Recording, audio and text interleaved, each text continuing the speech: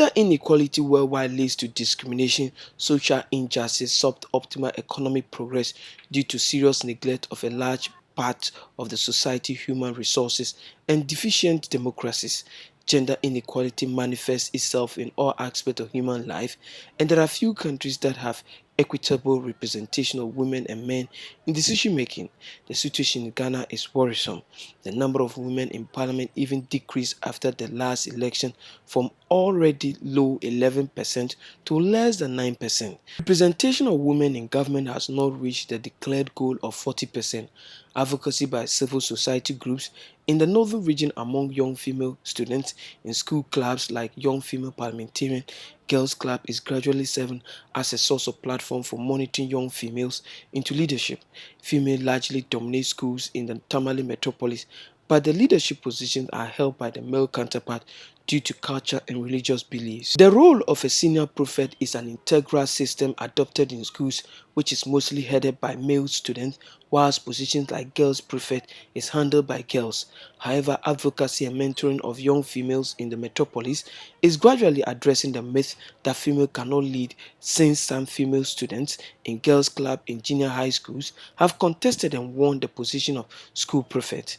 These schools include SDA GHS and Jakayele JHS with a student population of above 450 and 200 respectively. Visit by Varsat One News team revealed that the elected prefects of the two schools have higher scores at their prefectship interview than the male counterpart students. This subsequently qualified them to contest for school elections to be elected accordingly. In an interview, the two ladies prefects shared their experience. I went for the girls prefects of this school. So as time goes on, they called us for an interview. They interviewed us. After everything, they came to the class and then they voted. Actually, I had the highest mark, which is 57. So when we were in class, when they came, that they have to mention our results after the voting. So after the mention, I got to realize that I was the highest, and later on they chose me as the SPB. I was made the senior professor of the school. I was being made to compete with boys. So as the voting goes on, I was emerged as the winner, and my assistant too was emerged. She was also a lady like me. Actually, it feels good to be a senior prefect because I get the maximum cooperation from my juniors and the teachers as well. The headmaster of Jakayele GHS and a teacher of SDA GHS gave the rationale for the election of females. It is for all, both male and this male. But currently the boys don't want to take the mantle of this in the school. But the females, they want to take the mantle of leadership. So the interview that we interviewed them and the encouragement that we gave them, we realized that the boys were reluctant. The girls were rather coming forward.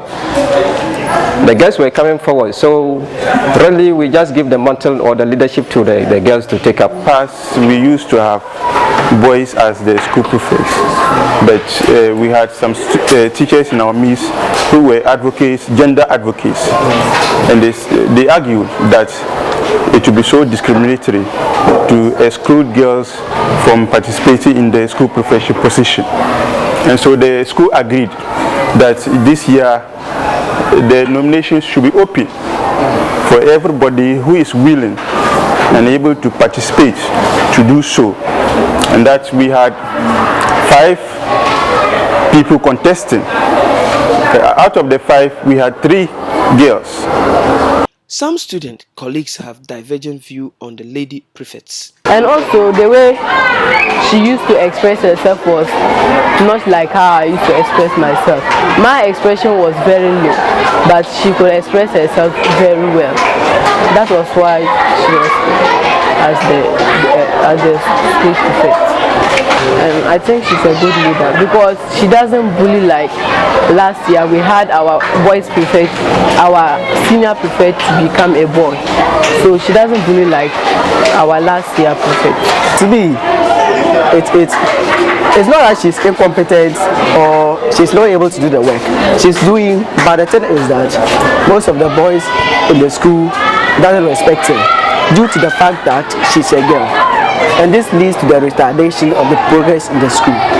So, and when she asks, especially the boys, to see, they refuse because she's a girl, and they sometimes even say if she jokes, they will beat her because it's a girl. So I think if girls continue to control the school, they will manage the school well for us. Farouk Ibrahim further revealed that academic performance is critical in the selection of candidates for prefectship. If we look at the academic performance, we have subjects that we are emphasizing on. If you are not good at the mathematics, English, science, these are the subjects that we take a very closer look at. If your performance in these subjects are very, very low, abysmal, then we will not burden you with additional duties. And so when they applied, we went through their performances, and they were okay at least to contest. A teacher at SDA-JHS, Yamin Abdul Fattah, observed that since it's the first time a female has been elected to the prefectship, it's a challenge to get the cooperation of the male students in the school. There has been a lot of challenges because a lot of, especially with the mates, the boys, they don't really follow what she orders them to do. But I think with because it being the first time in the school, it was a difficult thing for her. But as times went on, and then with the encouragement, telling her that she being a girl doesn't mean she cannot control the school.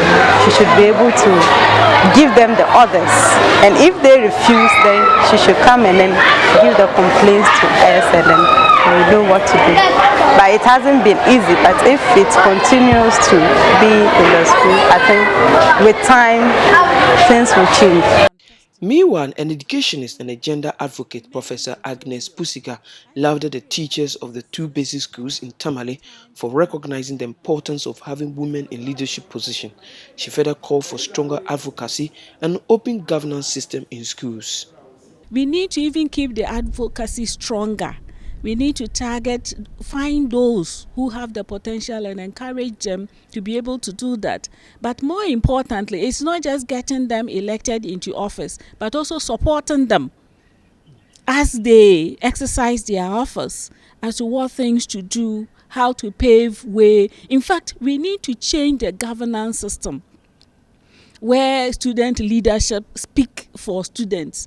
So when we are seeing girls, we see more girls in the picture. We also want to see the governors to be more open, that they bring in their unique qualities to make it more democratic, more friendly. And we need teachers, we need parents, we need our communities to recognize us and continue to support them.